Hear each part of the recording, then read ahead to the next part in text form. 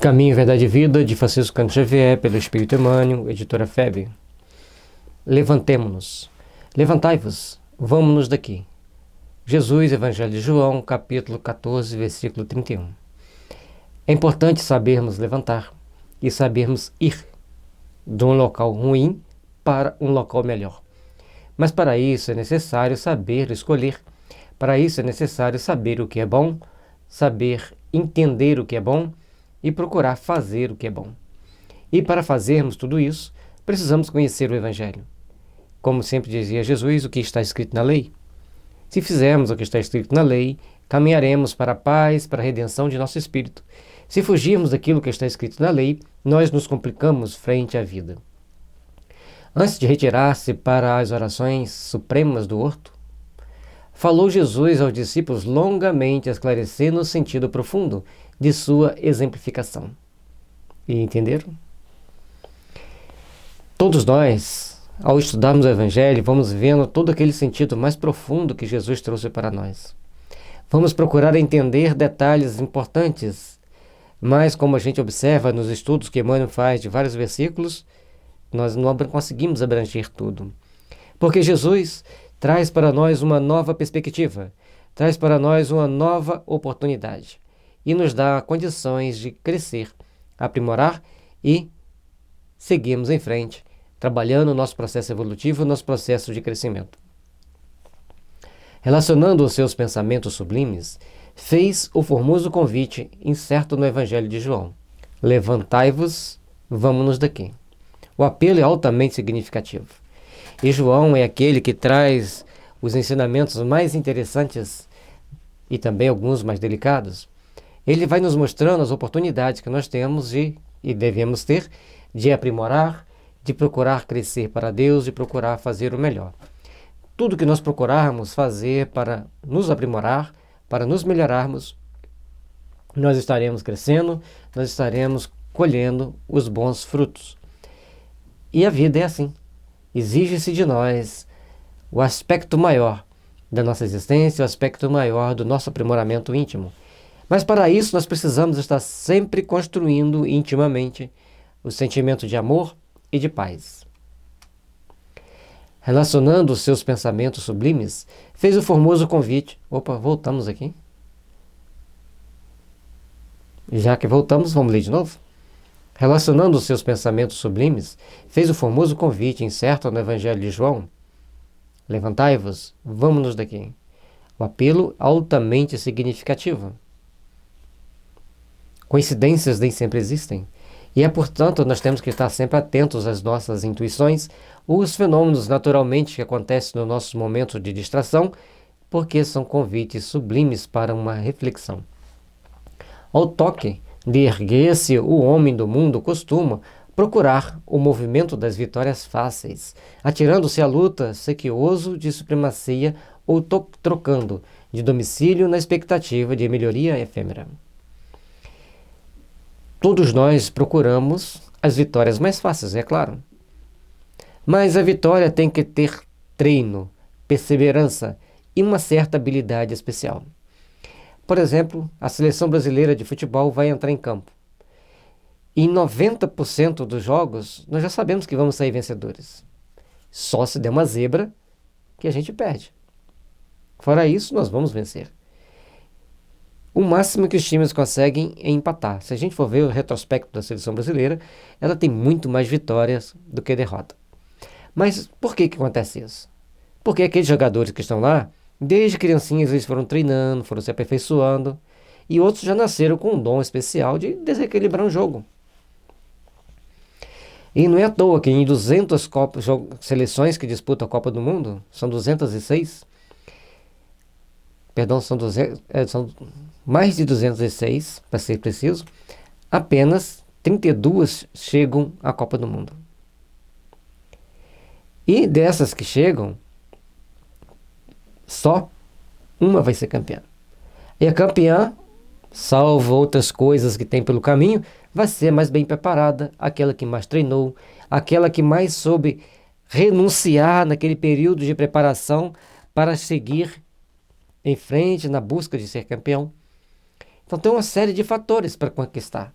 A gente cita o futebol porque a maioria das pessoas entendem o futebol, mas tem o vôlei, tem basquete, e aí as nossas seleções não são tão boas assim. São muito boas, mas não são tão boas.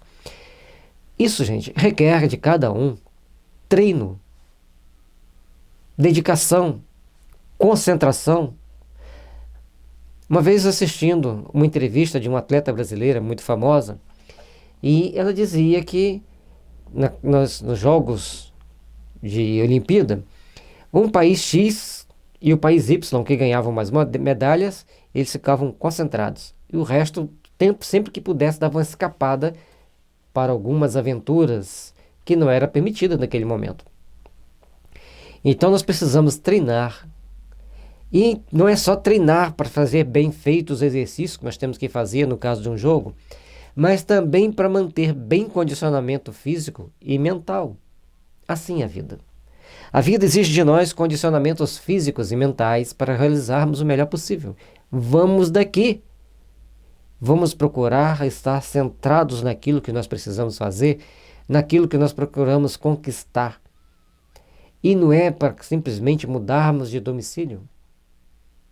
É para termos a verdadeira melhora íntima. Mudar intimamente é o convite do Cristo. Isso não quer dizer que você não tenha direito de procurar ter uma casa melhor. Pode e deve. Mas principalmente nós precisamos estabelecer padrões e metas para mudarmos-nos intimamente. Assim como citamos o caso, os atletas precisam de dedicação, concentração e renúncia. Se não souber renunciar, não vai conseguir ganhar facilmente. Mas tem pessoas, sempre tem pessoas, mas todos os atletas que chegam à medalha de ouro treinaram exaustivamente, renunciaram, estar com a família no final de semana, renunciaram a ir para uma festa, ir para um baile, ir para uma danceteria. Ou seja, são jovens que passam aquele período dos 12 aos 23 anos, que é o período de um atleta, em grandes renúncias. Porque depois que ele sair daquele período, ninguém provavelmente vai lembrar que ele exista, a menos que ele tenha sido um grande fenômeno, que quebrado recordes, que aí as pessoas vão citar o nome dele. Por isso ele tem que dedicar. E para nosso crescimento espiritual, nós temos que dedicar também. O Miramês tem uma fala interessante que ele diz o seguinte: se a gente passa por um jovem treinando para uma Olimpíada, para fazer uma corrida de fundo, uma corrida longa, aí você passa e está lá correndo, de manhã cedo, de tarde, e todo dia ele está ali correndo, aí a pessoa fala, que dedicação, que treinamento. Aí se a gente chega numa casa religiosa, seja ela qual for, aí tem um jovem lá dedicando, procurando fazer o melhor. Meu filho, você está tão novo. Então a nossa mente ainda tem essa dicotomia. Não conseguimos seguir um padrão e saber que todos nós estamos dentro de um processo evolutivo, que precisamos passar por processos de aprimoramento para seguirmos rumo ao alvo. E o nosso alvo é a perfeição. E a perfeição exige de nós dedicação. E muitas das vezes, vamos-nos daqui. Com Jesus, entretanto, ocorreu o contrário. Levantou-se para ser dilacerado logo após. Pelo gesto de Judas, distanciou-se do local em que se achava a fim de alcançar, pouco depois, a flagelação e a morte. Então ele se distanciou dos apóstolos, foi para fazer suas orações, fazer suas profundas reflexões, elevando ao Pai o sentimento de amor, e ele volta aos encontros dormindo. Nem por uma hora consegue velar comigo? Por quanto tempo nós conseguimos velar com Jesus? Por quanto tempo nós conseguimos estabelecer um padrão de reflexão, podermos velar com Jesus? Tudo na nossa vida requer determinação. Tudo na nossa vida requer interação. E tudo na nossa vida requer aprimoramento dos nossos sentimentos. Façamos, pois, meus irmãos, o melhor possível para alcançarmos a paz íntima. O melhor possível para alcançarmos o sentimento de amor em nossos corações. Façamos o possível para começarmos a construir intimamente as bases sagradas do amor em nossas vidas. Porque somente assim nós estaremos construindo a paz, edificando o amor e fortalecendo-nos para os grandes empreendimentos, para a grande caminhada que a vida nos oferece.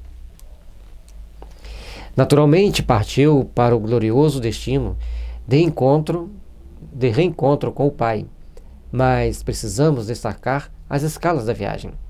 Voltando aqui um pouquinho, lembrando que todo aquele momento que Jesus estava vivenciando nessa situação, era-lhe conhecido os percalços daquele momento, as dificuldades que ele ia encontrar. Mas ele então soube fazer o possível para manter-se íntegro com a vontade do Pai. E é esse o ponto básico que nós temos que alcançar e procurar entender. Por isso, quando Jesus parte para a oração, já ciente do que ia acontecer, ele vai se fortalecer, vai criar meios dele estar 100% em sintonia com o Pai, para passar por todos aqueles flagelos na grande viagem de retorno ao Pai, tendo a consciência tranquila de um dever bem cumprido, onde deixou para nós um conjunto de ações que deveríamos tomar para nos aproximarmos do Pai. Um conjunto de ações que deveríamos tomar para seguirmos os princípios estabelecidos pela nossa própria consciência, segundo as leis divinas, para podermos crescer e evoluirmos. E na sua viagem, então ele ergueu-se e saiu em busca da glória suprema. As estações de marcha são eminentemente educativas. Ele estava junto aos apóstolos. Sai e vai orar em solidão. Então, a partir dali, acontece todo aquele processo dele ser preso. É o momento em que ele se levanta, mesmo sabendo de todos os momentos mais difíceis, mas era marcha para a sua glória suprema, para o seu supremo exemplo de confiança e de amor frente ao Pai. Getsêmani, o cárcere, o pretório, a via dolorosa, o calvário, a cruz, constituem pontos de observação muito interessantes, mormente na atualidade, que apresenta inúmeros cristãos aguardando a possibilidade da viagem sobre as almofadas de luxo do menor esforço. Precisamos, pois, caminhar. Precisamos, pois, integrarmos-nos com a justiça divina, integrarmos-nos com as leis do amor e da caridade. Precisamos estabelecer as metas que nos conduzem ao Pai, as metas que nos conduzem à perfeição, as metas que nos conduzem ao aprimoramento íntimo.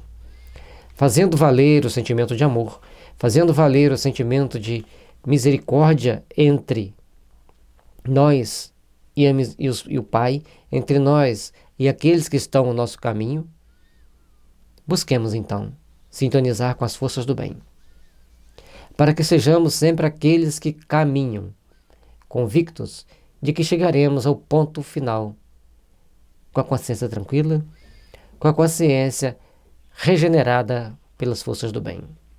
Levantai-vos, vamos daqui. Vamos nos levantar para as obras do bem. Vamos caminhar, trabalhando pelo bem. Vamos seguir em frente, para encontrarmos-nos com Jesus em nossas obras, mas que elas sejam feitas com amor e fé ao longo da nossa caminhada. Porque o caminho que Jesus nos mostra é o da verdade e da vida. As bênçãos, as mãos abençoadas de Chico Xavier, pelo brilhantismo das inspirações e induções mentais do Emmanuel, nos conduzem a um entendimento de como precisamos nos aperfeiçoar para seguirmos melhor até a presença do Cristo.